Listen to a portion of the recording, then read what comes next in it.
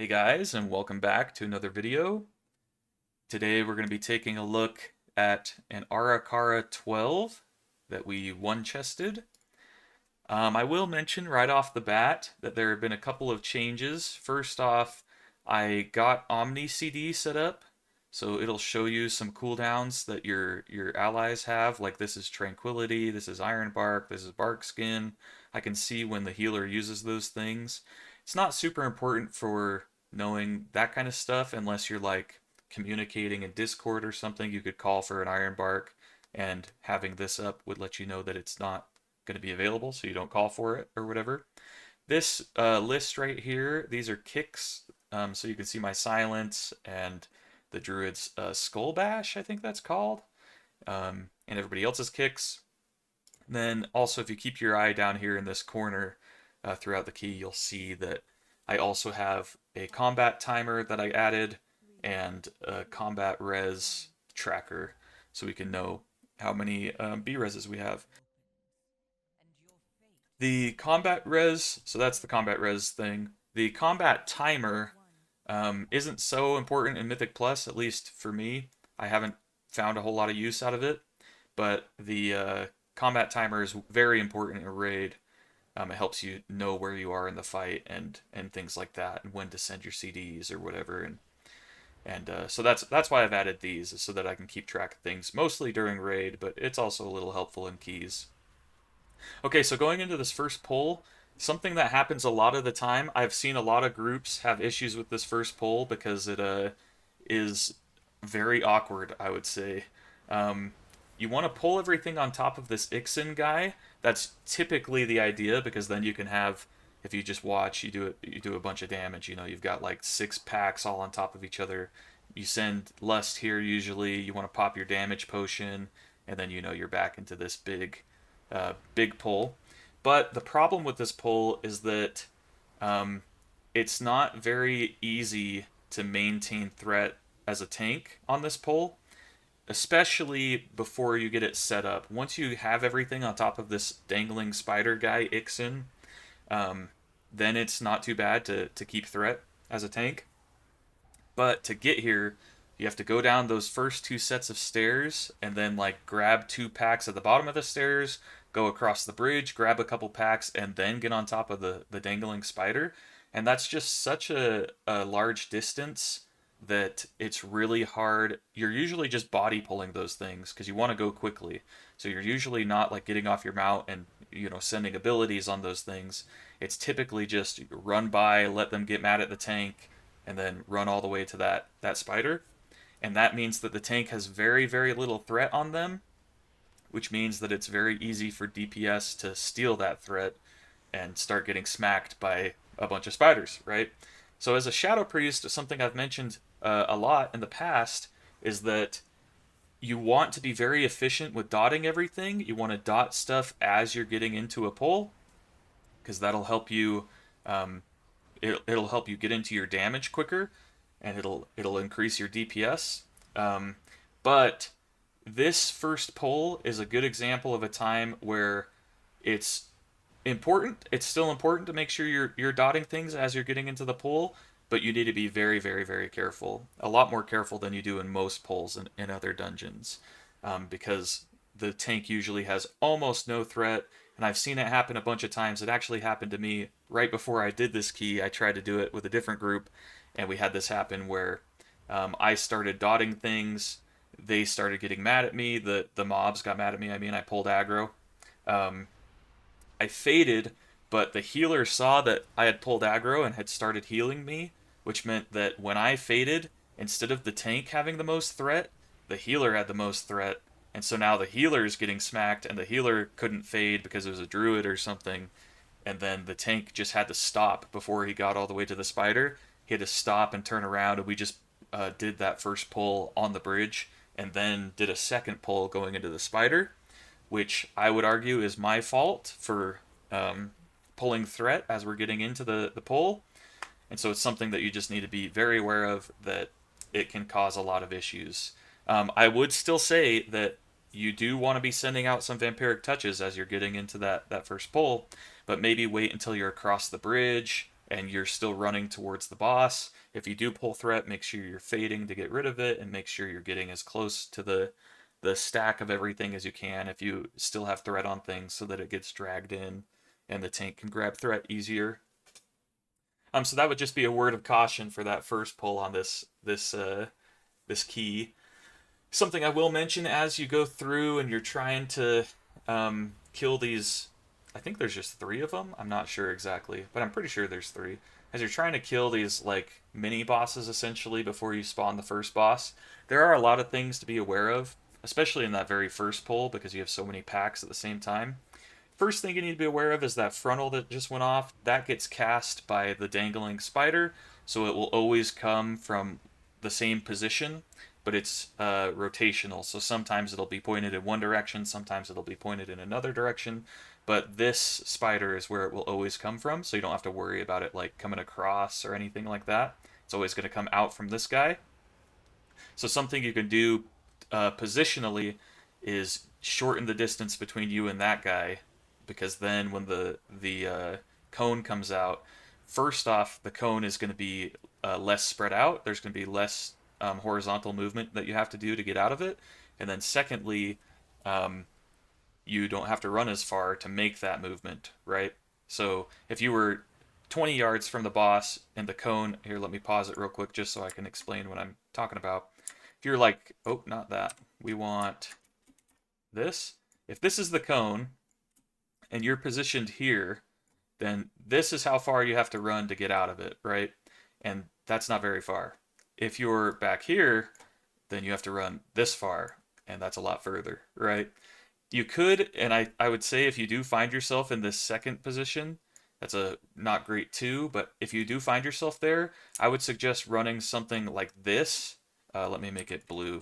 I would suggest that you run more like this instead of running out like this, because it's gonna put you in a better position in the future right there, and it's a similar distance to running directly out. It is technically not the shortest distance to get out of the cone, but it sets you up for better movement in the future. And usually you have enough time to make that move. So you do need to be aware of that frontal cone. With that cone, there's typically, I mean, there's always, not just typically, there's always a bunch of little swirlies that come out that you need to dodge with it. Um, it's very important that you dodge those. They leave these like web puddles on the ground, which will slow you and make it harder to dodge the cone. I almost jumped off the edge right there, but luckily I didn't. Um, and so you need to be aware of those. Make sure you're dodging them. And then there's like a bunch of kicks that you need to be aware of on that first pull, or on the pulls onto the spider. There's like alerting shrill or something. Oh, maybe it's just this boss who casts alerting shrill. There's like a scream that one of the spiders does, and there's a couple of other things that you want to keep in mind, that you're kicking, and make sure you're stunning them, casting psychic scream, and doing stuff like that. This boss has two big mechanics, and other than that, it's pretty brain off, sleeping, super easy kind of boss. This Gossamer Onslaught is one, and the Alerting Shrill is the other. If you look throughout the room, you'll notice over here there's 5 eggs. I think there's 5, or maybe there's just 4. I thought there was one for every party member, but it looks like there's just 4. When the boss casts Alerting Shrill, it's going to do a bunch of damage to your whole party, and then it's going to spawn these ads. You always want to stand between the boss and the ads. It's a little counterintuitive, because if the boss eats these ads, it gives them a huge damage buff and attack speed buff, and it's very, very dangerous, so you want to make sure the boss doesn't eat them. But if you're standing between the boss and the ads, he will never eat them. Something else I'll mention as a Shadow Priest is that it doesn't make a ton of sense for us to swap targets to one of the ads when they spawn. You want to Shadow Crash them. You want to pool some resources before they spawn. Like you can see, I've got 3 Mind Flay Insanities here. I pull those up because when they spawn, I'm going to cast them on the boss and do a bunch of cleave damage onto these ads. I'll also Void Torrent and then swap targets over here, cast my Void Volley, and then tab back to the boss. I think that's worth doing, but I don't think you want to have that come out. Let me pause this before this goes off so I can show you the most efficient way to deal with Gossamer Onslaught. You don't want to swap off of the boss onto those 4 ads because you gain very, very little and you lose arguably more. If you cast your Shadow Crash onto those 4 ads, you're doing Psychic Link damage to them, which is, I think, 40% of your single target damage to the boss, which is plenty. And also, if you were to swap to them, you would only be hitting one of them with all of your single target damage. So the damage that you'd be doing to one of them would go up from 40% to 100%, right? And that would increase your overall damage on those 4 mobs every time they come out.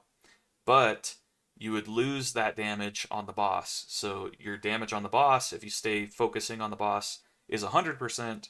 If you swap off the boss, then you only get Psychic Link damage on it, and it goes from 100% down to 40%. And it is more important that the boss dies than that one of those 4 ads dies. Because the faster you kill the boss, the less times you have to deal with those ads. It's just not worth it to swap and single target one of the 4. You don't have any abilities aside from that Void Volley. You don't have any abilities that are going to be like, I need to make sure that this hits something that's in that group so that it cleaves well. You're cleaving as much as you can just by focusing the boss. Aside from Void Volley, that's why I target one of them, Void Volley, so that my volley hits all of them, and then turn back. You could argue, I mean, there is an argument that you Void Volley the boss instead, and they all get 40% of that damage through Psychic Link. But in my opinion, it's not hard to just turn, tab, send volley, turn back, tab, you're on the boss. That's like 2 seconds or whatever it takes. I don't know how long it takes, but it's not very long. This is how you want to handle the Gossamer Onslaught if you can. It sends out 6 bolts, and you can stack 2 of them before you have to move. And then you're going to want to overlap them like this as much as you can. So it can be a little dangerous. It's a lot easier to just move to the edge every single time. But if you do that, you have to move more, for one, and for 2, you're taking up more of the ground with this web puddle stuff. If you do it like this, it is a little more dangerous, but it is more efficient space-wise, and it means that you have more time to cast and do more damage, right? So if you'll watch, I have a second one landing. So let me do this.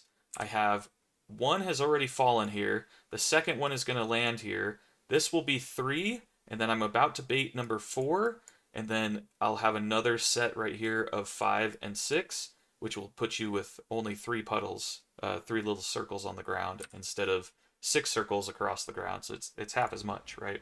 So you can see there's 2 there, 1, 2. There's 2 here, 1, 2, and now I've left way fewer puddles and had more time to sit there and cast. I will mention, like I said before, it's very dangerous to do that because if you're standing there and you bait the second circle, it can be pretty hard to see because it's overlapped directly on top of the first one. That's the whole point, right? It can be pretty hard to see when that second one has been baited, and now you know to move out. And if you don't move out in time, getting hit by one of those will one-shot you. So if you're not confident in it, there's no harm in moving and doing it six circles, doing it one at a time. A lot of people just do that. It's easier. But like I said, there are some pros to doing it the other way. And it's something that happens in a lot of dungeons, like Freehold does it. What are some other ones? I know that there are some other ones. I can't think of any off the top of my head. Oh, it's Streets, not Streets. It's the other one, Gambit. The other Tazavesh, where you have the hooktail dragon. That one will do that cannon barrage thing, and you can do a similar thing where you stack them. The first set comes out, you stay. The second set comes out, you move. First set hits, and you're taking up less space. Okay, so it's something to keep an eye on anytime you see that kind of mechanic happen. Can I do it with this? Yes. Okay, then I'll try to do it. If I can't, then just do it the regular one at a time way. This pull is pretty dangerous. We're getting into a section of the dungeon where you need a lot of kicks and you need a lot of stuns. As a Shadow Priest, you have very little in this department. You don't bring much. You do have 2 options. Your first option is Psychic Scream, and your second option is your Silence. And that's really pretty much all you can do to to help here, especially if you're playing Archon. I don't think it's any different if you're playing Void Weaver, um, but that is something to be well aware of. Make sure, because you've only got the two, you want to make sure that you're using them a decent amount. The thing I will mention, this is just like general shadow theory, if you want to call it that. You want to be saving your interrupt to be the last person to use it because yours is on a 45-second cooldown. So you want to make sure that these like web bolts, for example, they need to be kicked. I think one just killed our hunter. These web bolts need to be kicked. You want to let other people kick those as much as you can and save your interrupt for when nobody else has one and there's a very important cast going off, and then you send it. Psychic Scream, on the other hand, you can use the other way, the opposite way, where send it, the more the merrier, essentially.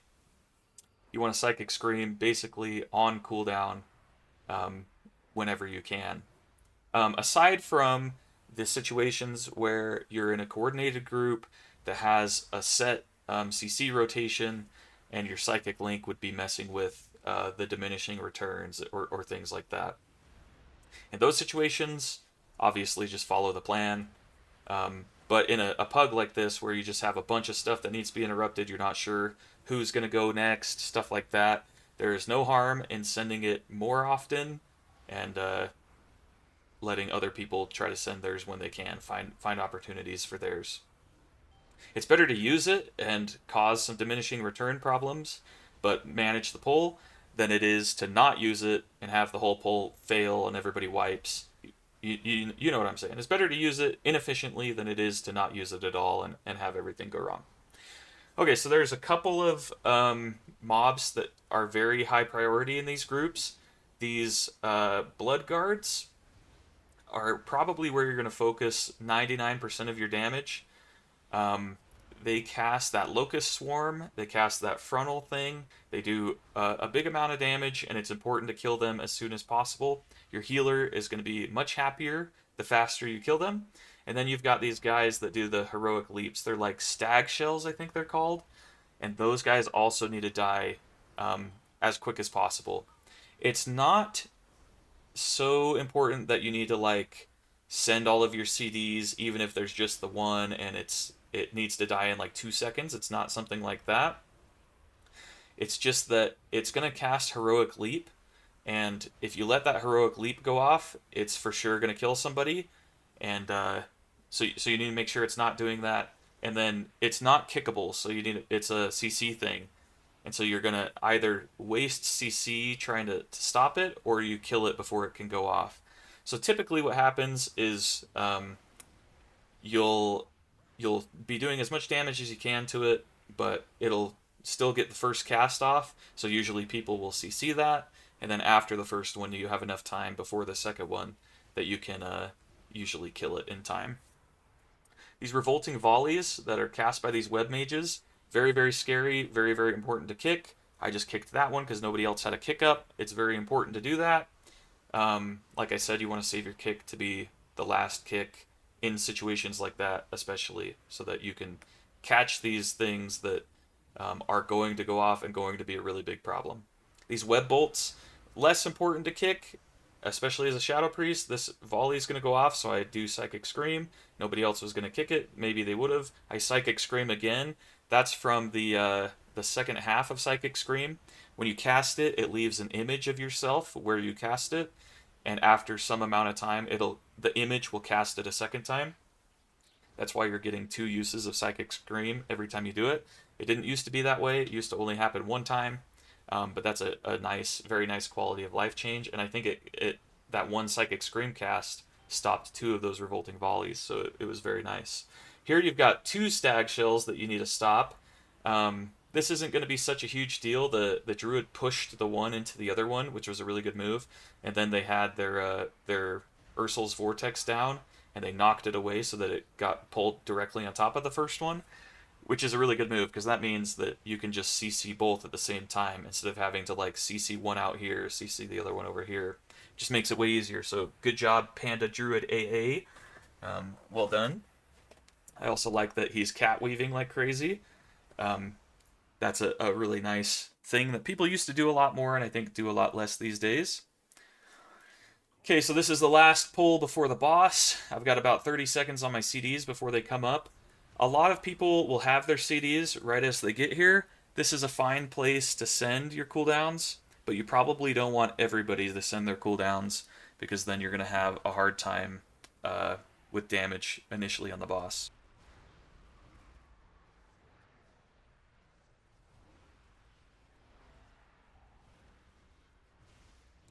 So, like I was saying before, you've got this frontal to be aware of. You have the locust swarm thing that does a bunch of damage.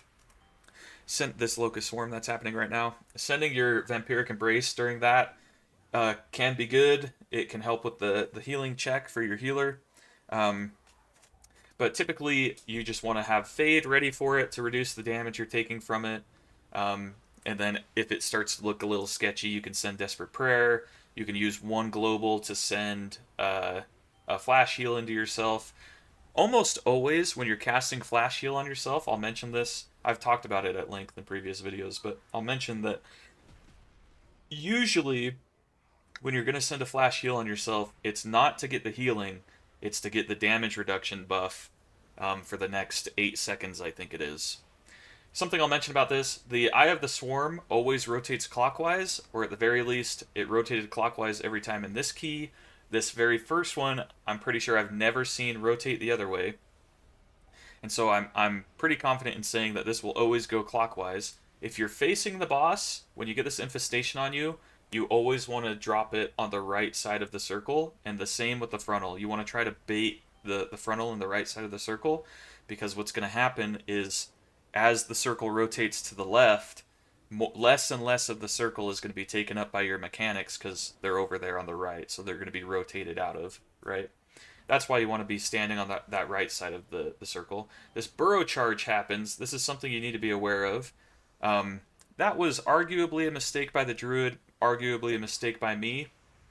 The burrow charge will hit anything in its path, and so you need to be aware of who's behind you when that burrow charge is going off so that it doesn't charge through you to get to the other person because it's 100% avoidable damage.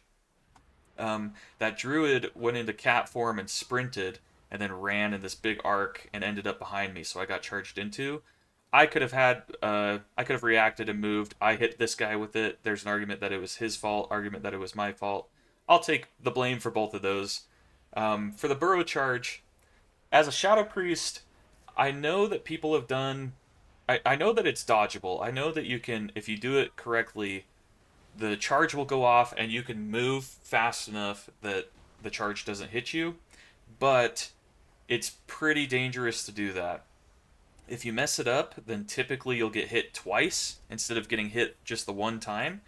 And if you get hit twice, it's almost guaranteed a death. And if you get hit once, it's almost guaranteed not going to be a death. Um, so it's better, it's the safer play to just let it hit you one time versus trying to get out of the way and hitting you twice if you're not confident about dodging it. If you have like the Void Elf racial, I think it is, um, or you could Goblin Jump potentially. There are ways, or you could get like rescued out of it, or you could get life gripped out of it. There are ways that you could dodge it, but typically what I do, especially in a pug like this, where you just want to play safe, you just want to play consistent, get the key time to get your Great Vault slot or whatever. The best thing to do in that situation, in my opinion, if you're not confident about dodging it, is to just save disperse. When the charge goes out, wait till it gets close, disperse, it hits you, you come out of disperse, you cancel Ara disperse, and then you go back to doing your damage, and it's no big deal. Getting hit once, like I said, is almost guaranteed not to kill you, even if you don't disperse. But if you disperse, the odds of it killing you are crazy, crazy low. If you try to dodge and you get hit twice, the odds are very, very high that it will kill you, even if you're dispersed. Although I think that you're probably okay if you disperse and you get hit twice. But there's no point. If you're going to disperse, just let it hit you once. Um, and that's the safer play. So a lot of the time people will run up here onto this left side or over onto this right side and do some really big pulls. In those situations, we had enough trash percentage that we didn't have to do something like that. In those situations, a lot of the time your cooldowns will start coming up as you're getting here, and those are times where you can send your cooldowns, and it's probably the better move to send them, because it's going to take a while to kill those packs if you don't. This carrier doesn't have Vampiric Touch on it, and I just noticed. Oh, it just got it from the Shadow Crash. Nice. Um, if you don't send your cooldowns, it's going to take longer to kill the trash pack, obviously, right? And these trash packs, this first one that we do here and the ones up on those edges have a lot of overseers and things like that in them, so they are pretty dangerous. So I think it is worth sending your cooldowns on those, even if it means it's going to take a second for your cooldowns to come up by the time you get to the boss. If other people, this is a plug for Omni CD, if other people are sending their cooldowns, then it's good to not send yours, because the pack is likely going to die fast enough that you don't need to send yours as well and kill it faster, and make everybody's cooldown uses less efficient, and also have less damage for the boss later. Okay, so we're almost through the end of this pull. These overseers will do those erupting webs. Clearly, you just stand out of them, and they'll cast this venom volley. That venom volley, we had one go off earlier in the key. It is pretty deadly. It puts a dot on everybody that hits pretty hard, but you can survive them. Like I said, we had one go off earlier, and we didn't wipe. We haven't wiped at all in this key. We've only died 5 times. So honestly, a pretty smooth key overall. If you ever get to that situation that I was just in, where you have 4 stacks of Mind Flay Insanity, I don't care what you're doing. It's almost always, and maybe I should just say it is always better to send a Mind Flay Insanity that has no dots, or is like really inefficient. It's better to send it than it is to overcap on those. So if you ever get to a point where you have 4 of those little arches on the side of your screen that say you've got Mind Flay Insanity, stop everything that you're doing and start casting one, even though it's going to mean that even if you have no dots on the target or anything like that, send one, because if you overcap on those, you lose all of the damage that you would have gotten from one anyway, and a 10% damage Mindful Insanity is, well, it's not infinite because it's undefined, but it is infinitely better than a 0% damage Mindful Insanity that you don't get because it overcapped. You make sure you dodge these erupting webs. You get this cultivated poisons thing that goes off and sends these little waves you gotta dodge. And then you want to make sure you're hitting these blood workers pretty. You just need to hit them so that this black blood stuff comes on the ground. And you don't need to hit them like super fast or anything, but it's important that you do hit them. I cast a Psychic Scream here to get that guy off of me so I can dodge the webs. You should have your Silence will get that guy off of you, and your Psychic Scream will, and your Disperse also will, because it breaks the root. I'm sending it like a Shadow Crash over on that guy, for example, to try and make pools for my buddies. As a Shadow Priest, you do have a decent amount of options for hitting things like that, and you're a ranged player, so it's probably easier for you to hit them than it is for the melee. So you want to make sure that there's enough puddles on the ground for all of these people for the time that the boss does the big suck in, so that they can be safe. You got the erupting webs and this big that cosmic singularity is the suck in. You got that poison thing and those webs you got to dodge. This is the suck in. I like to keep an eye on the boss. Sometimes people will be standing in a puddle, and for some reason they'll break their root and they don't realize it, and they go shooting in towards the boss. In a last ditch effort, you have life grip and you can save their life. So I like to keep an eye on the boss and make sure that if I see anybody flying into it at the last second, I'm ready to life grip them out and save their life, because that could be the difference between timing a key and not timing a key. If we were to wipe right now and have to re-pull this boss, we'd have to first run back to this boss, and then we'd have to re-pull it. We wouldn't have Lust for 2 minutes. If we were to wipe here, we would likely not time this key. So it could save you an entire key, right? If the tank, for example, were to get dragged into this at the last second, he what is it called? Victory leap? Something like that? I don't remember what it's called. Oh, heroic leap is what it is. He heroic leaps out at the last second. That's totally fine. But if he does, if your tank gets hit by that, and then all of a sudden you have no tank, odds of you wiping go way up. If your healer dies, it's very important. That would be very bad as well. So just keep an eye out for those. Try to life grip them if that happens, and save the key. People will call you a hero. Okay, so that's going to be the end of the key. Did about 7.27 million overall DPS. Feels pretty good. Not amazing, but not bad. If you liked this video, make sure you click the like button. If you really liked it, feel free to subscribe. I appreciate anybody who made it this far. Thank you so much. I hope you guys have a great rest of your day, and I will see you in the next video. Peace.